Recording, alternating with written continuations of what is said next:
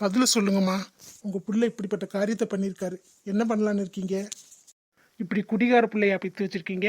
குடிச்சிட்டு கண்ணு மண்ணு தெரியாம எந்த ரூம்ல போய் படுக்கணும் கூட தெரியாதா? நைட்டு பூரா இந்த பொண்ணு கூட தூங்கியிருக்கேன். என்ன சொல்றீங்க? யோ, குடிகாரன் கிடிகாரன் பேசினேன், அவ்வளோதான் மரியாதை சொல்லிட்டேன்.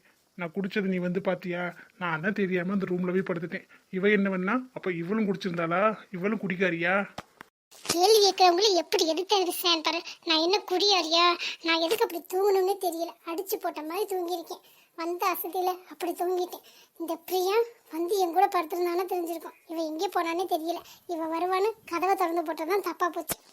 இல்லைங்க, ஏதோ தெரியாம போய் படுத்துட்டேன். ஒன்றும் தப்பு நடக்கலைன்னு சொல்கிறேன்.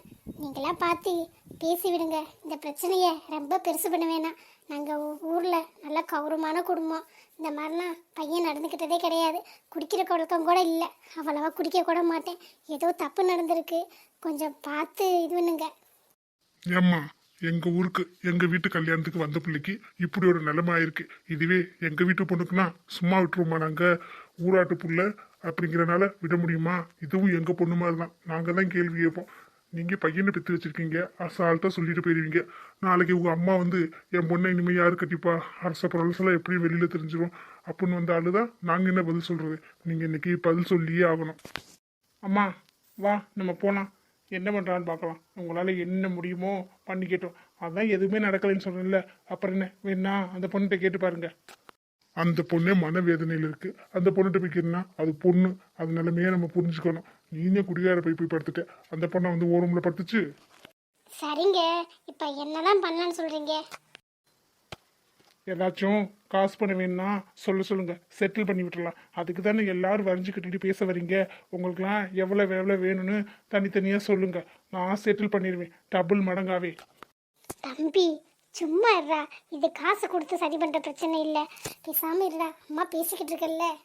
என்னம்மா, உங்க புள்ள பேசுறதே சரியில்லையே. காசு கொடுத்து சரி பண்றாங்க, இதெல்லாம் சரிப்பட்டு வராது. பேசாம 2 பேருக்கும் கல்யாணம் பண்ணி வச்சிருங்க, அதான் நல்லது. என்னது கல்யாணமா? இவங்க பேசி செயில பிடிச்சு போடுவாங்கன்னு பார்த்தா கல்யாணம் பண்ணி வைக்கிறாங்களா? ஷோ, இங்கே பாருங்க, சும்மா நீங்கள் சொல்கிறதுக்கெல்லாம் கேட்டுக்கிட்டு இருக்க முடியாது. ஏதோ தப்பு நடந்துருச்சு அப்படின்னு மரியாதைக்காக நீங்கள் கூப்பிட்டதுக்காக இங்கே வந்து நின்று பேசிக்கிட்டு இருக்கேன். இல்லைன்னா நான் இப்படி பேசுகிற ஆளே கிடையாது. அப்புறம் நடக்கிறதே வேறு. நீங்கள் என்ன பண்ண முடியுமோ பண்ணிக்கிங்க. இதில் கல்யாணம் வேறு பண்ணணும், அது இவ்வளோ. சரி, அப்படியா? பண்ண மாட்டீங்க. சரி, இங்கே இருங்க. போலீஸ்க்கு ஃபோன் போட்டு வர சொல்லுவோம். இந்த பொண்ணுக்கு நியாயம் கிடைக்காம விட மாட்டேன். இல்லைங்க, நாங்கள் ஊரில் நல்லா கௌரவமாக வாழ்கிறவங்க. நான் என் பையன்கிட்ட பேசி பார்க்குறேன். நீங்கள் அவசரப்பட்டு எந்த முடிவும் எடுக்காதீங்க. அம்மா, எதுக்குமே பாவத்தை கெஞ்சிக்கிட்டு இருக்க? போலீஸ் ஸ்டேஷன் தானே, போட்டோம். எனக்கு தெரியாதாளா? நான் அதெல்லாம் பார்த்துக்கிறேன். நீ எதுக்கு இது பண்ணிக்கிட்டு இருக்க? ஏண்டா, ஊருக்கே தெரிஞ்சா மானமே போயிருண்டா. இதுக்கு தான் என்னை கூட்டிகிட்டு வந்தியாம்மா? எனக்கு கல்யாணம் சொன்னே, உனக்கு எப்படியாச்சும் கல்யாணம் நடந்தால் போதும் அப்படி தானே இந்த மாதிரி பண்ணிக்கிட்டு இருக்க?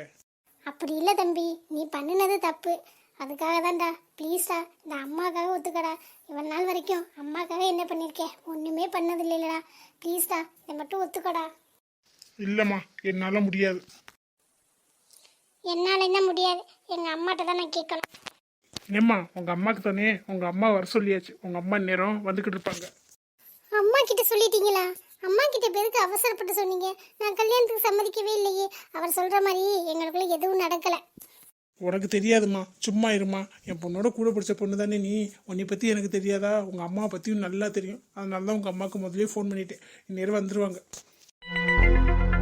கமலி, என்னாச்சு? உன்னை நாங்கள் எங்கெங்கே தேடிட்டு வரோம் தெரியுமா? எங்கே தான் போன நீ? இங்கே வந்து பார்த்தா என்னென்னமோ பேசிக்கிட்டு இருக்காங்க. என்னடியாச்சு? ஏண்டி, உன் கண்ணெல்லாம் கலங்கி போயிருக்கு. என்ன பிரச்சனை? எல்லாரும் கூடி நின்று ஏதோ கல்யாணம் அப்படி இப்படிலாம் பேசிக்கிட்டு இருக்காங்க. என்ன தாண்டி நடந்துச்சு? இல்லை பிரியா, நேற்று போய் நான் தூங்கிட்டேனா? நீ வருவேன் தானடி கதவை திறந்து போட்டேன். எதுக்கடி இப்படி பண்ணேன்? இல்லடி, நான் அப்படியே ஃபோனை பார்த்துக்கிட்டு இருந்தவாள வெளியிலேயே தூங்கிட்டேன். ஏன், என்னாச்சு? என்னடி சொல்கிறேன்? அப்படியே நடந்துச்சு. இதை ஏன்டி எங்கிட்ட சொல்லலை? பஞ்சாயத்து வரைக்கும் கொண்டு வந்துருச்சிருக்க. நீனா பேசி முடிச்சிருக்கலாம் இல்லடி. உங்களுக்குள்ள எதுவுமே நடக்கலைங்கிற. இப்படி ஊர் முன்னாடி வச்சு அசிங்கப்படுற மாதிரி. இப்போ பாரு, கல்யாணம் வேற பேசிக்கிட்டு இருக்காங்க. நீ கொஞ்சம் கூட யோசிச்சு செய்ய மாட்டியாடி? இல்லடி, அவனை ஏதோ திட்டி செயலெல்லாம் பிடிச்சி போட்டுருவாங்க அப்படின்னு நினச்சி தாண்டி இப்படி பண்ணி. இது இப்படி ஆகணும் நினைக்கவே இல்லடி. இதுல வேற அம்மாக்கு வேற ஃபோன் பண்ணிட்டாங்களாம், வந்துகிட்டு இருக்காங்களாண்டி. என்ன கமலி இது, எங்ககிட்ட ஒரு வார்த்தை சொல்லியிருக்க கூடாதா? ஸோ இப்படி பண்ணி வச்சிருக்க.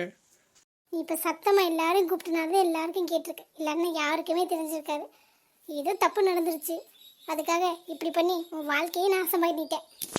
இல்லடி, இந்த மாதிரி பண்ணுவாங்கன்னு எனக்கு தெரியாது, இல்லைன்னா நான் அந்த அளவுக்கு கொண்டு வந்திருக்க மாட்டேன். இப்போ நான் என்னடி பண்றது தெரியலடி. உங்க சொன்ன கேட்டுதான் ஆகணும். பாதி பேருக்கு நம்மள தெரியும், அதனால பின்னாடி பிரச்சனை ஏதாச்சும் வரும்னு அம்மா என்ன சொல்றாங்களோ தெரியல. அம்மா வரட்டும், எதா இருந்தாலும் அம்மாவை தானே பேசிக்கலாம். கமலி பயப்படாத, அதான் அம்மா வந்துக்கிட்டு இருக்காங்கல்ல, எதுவாக இருந்தாலும் அம்மா பார்த்துப்பாங்க. அம்மா இதுக்கு தான் நீ கூட்டிகிட்டு வந்தீங்களாம்மா? இப்பெல்லாம் நடக்கும் தெரிஞ்சிருந்தா நான் வந்திருக்கவே மாட்டேன். அதுக்கு தான் 1000 தடவை சொன்னேன், நான் வல்லேன்னு சொன்னால் மூஞ்சி அப்படியே தொங்க போட்டுக்கிட்டீங்க. உங்களுக்கு பாவம் பார்த்து வந்து இப்போ பாருங்க என் வாழ்க்கையை நரகத்தில் தள்ள பார்க்குறீங்க. அதுவும் இவ கூட, இவளை கண்டாலே எனக்கு ஆகாது, ஆனால் அவளே கல்யாணம் பண்ணிக்க சொல்லி நிற்கிறீங்க நீங்கள். என்னப்பா, நான் என்ன வேணும்னா பண்ணி, எல்லாமே நீ பண்ண தப்பு. என்னது நான் பண்ண தப்பா?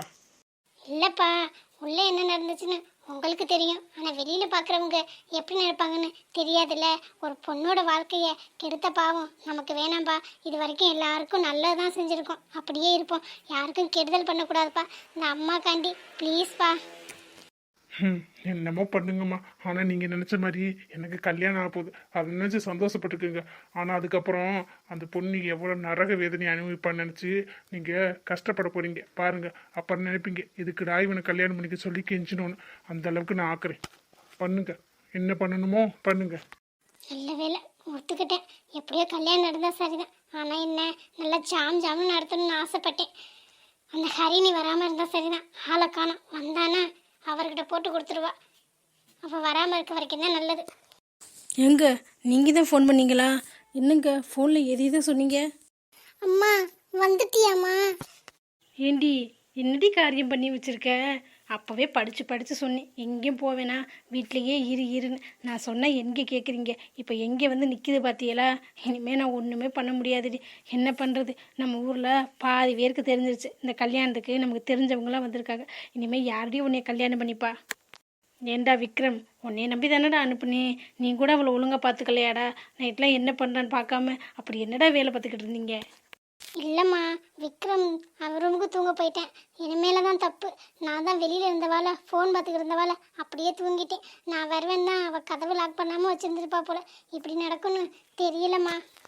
அம்மா ப்ளீஸ்மா, இவங்கெல்லாம் பேசுகிறத பார்த்தா எனக்கு என்னமோ கல்யாணம் பண்ணி வச்சிருவாங்களோன்னு தோணுது. ப்ளீஸ்மா நீனே எடுத்து சொல்லுமா, எதுவுமே நடக்கலம்மா, ப்ளீஸ்மா. ஏண்டி நீ முதல்ல எந்திரிச்சோன்னு எனக்குள்ள ஃபோன் பண்ணியிருக்கணும், இல்லை இவங்க 2 பேர்ட்டையும் சொல்லியிருக்கலாம்ல, விக்ரம்கிட்ட சொல்லியிருக்கலாம்ல.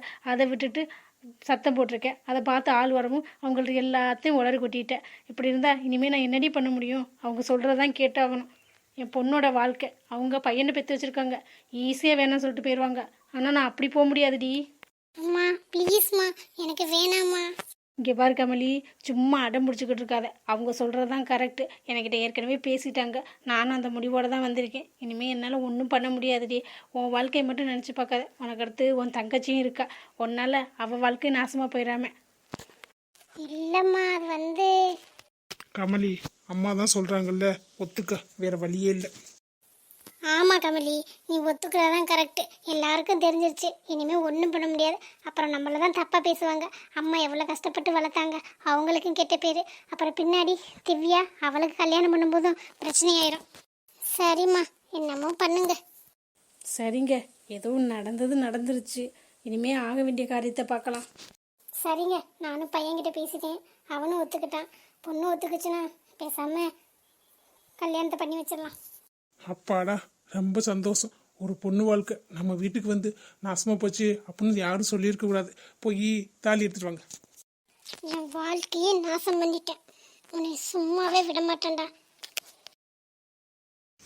எல்லாருமா சேர்ந்து என் வாழ்க்கையை நாசம் பண்ணிட்டீங்களேம்மா. இனிமே தான் இவளுக்கு நான் யாருன்னு காமிக்க போகிறேன். இதுக்கப்புறமா தான் இங்கே ரொம்ப ஃபீல் பண்ண போகிறீங்க. இத்தனை நாளாக கல்யாணம் பண்ணிக்கலன்னு ஃபீல் பண்ணீங்கல்ல. இனிமேல் எதுக்குடா இவன் கல்யாணம் பண்ணேன், எதுக்குடா இவனுக்கு கெஞ்சி இந்த பொண்ணை கட்டி வச்சோம்னு ரொம்ப வருத்தப்பட போகிறீங்க பாருங்க. சரி, அப்புறம் என்னம்மா, எல்லாம் நல்லபடியாக முடிஞ்சிருச்சுல? பார்த்து பேசி வீட்டுக்கு கூட்டி போகிற வழியை பாருங்க. எப்படி நிற்கிறா பாரு, அப்படியே நல்லவ மாதிரி. அப்போவே சொன்னேன் யார்ட்டையும் சொல்லாத பெரிய பிரச்சனையாயிரும். கேட்டாலா வேணுக்குன்னே தான் பண்ணியிருப்பா போல. நல்ல பணக்காரனாக இருக்கேன், எப்படியும் வளைச்சு போட்டால் சொகுசாக வாழ்ந்துடலாம் பார்த்துட்டா போல. அதுக்கு தான் நம்மகிட்ட எப்போ பார்த்தாலும் பிரச்சனை பண்ணிக்கிட்டே இருந்திருக்கா. இப்போ கரெக்டாக எல்லாம் இந்த மாதிரி ஆயிடுச்சு. ஒருவேளை எனக்கு எதுலையாச்சும் இவ தான் மருந்தை கலக்கி கொடுத்து இந்த மாதிரிலாம் பண்ணியிருப்பாளோ என்னமோ தெரியல. இருந்தாலும் இருக்கும். இனிமே தாண்டி நீ அனுபவிக்க போகிறேன். உங்களை வெத்தலை பவக்க வச்சு வீட்டுக்கு வேற அழைச்சிட்டு போகணுமாக்கும். வந்தாவா இல்லைன்னா போ.